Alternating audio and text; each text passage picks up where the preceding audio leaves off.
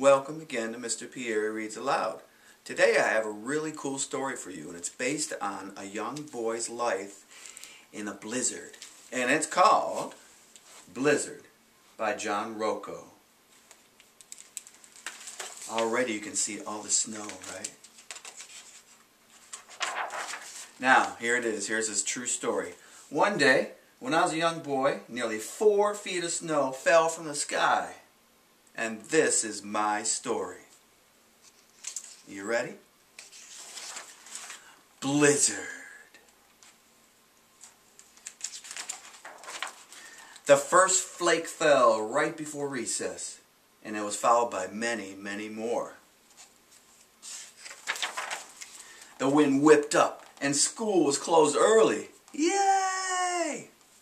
By the time my sister and I got home, the snow was already over our boots. And the snow continued to fall through the night. And I thought it would never stop.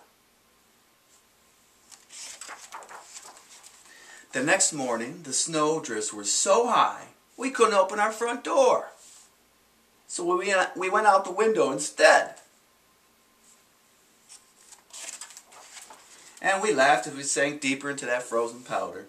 But walking was hard. It was like trying to move through white quicksand. And every few steps I had to stop and rest. It was even too deep for our sled.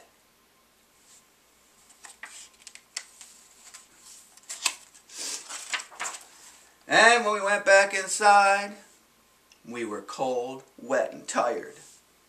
We made camp by the wood stove, and our feet tingled as we sipped hot cocoa made with milk. Yum.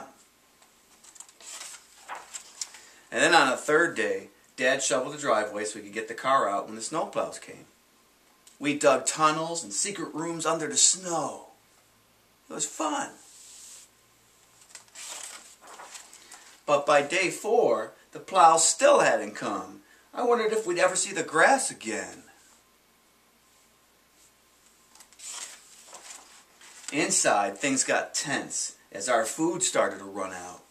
I knew we couldn't survive much longer on just cocoa made with water. "We need to get to the store," said Dad. "But the roads aren't plowed and we certainly can't walk through this," said Mom. Then on day 5, I realized it was up to me to take action. I was the only one who had memorized a survival guide. I was the only one who knew what equipment was required. I was the only one light enough to walk on top of the snow. Then on day 6, I made a list of things we needed.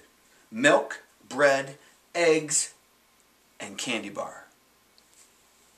I prepared the sled, and then I set off.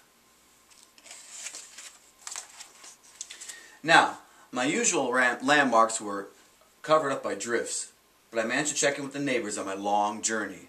They needed things, so I got them for them. "I need candles. Get me cat food. Coffee. Peanut butter. Okay, I'll get what I can." And here is my long journey. Let me show you. I started out over here at my house. I went around all to the neighbors to get everything they were requesting from the store. And then I finally made it all the way to Bill's Market right here. Do you see how long that journey was? It was a mile. And I got into the store. I was tired, hungry, and chilled to the bone, but I couldn't think about myself. I was on a mission. "Gonna carry it all by yourself, young man?" "Yes, sir, I've got my sled." "Yes, he's on his way back now. Don't worry about your son." On the return trip, I raced to drop off the groceries before the sun went down. Grateful smiles and cheers gave me the energy I needed to make it back home. "Wow! Thank you! Meow!"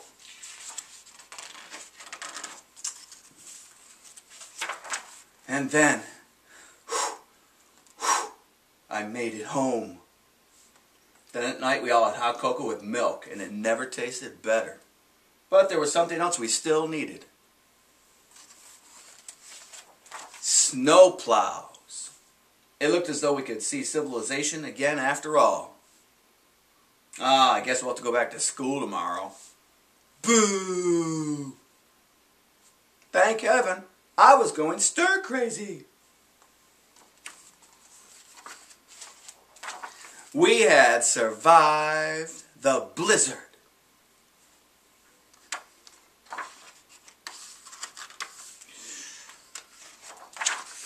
And here is the end, the blizzard of 78. If you want more information about that, you go to your local library and find out about it.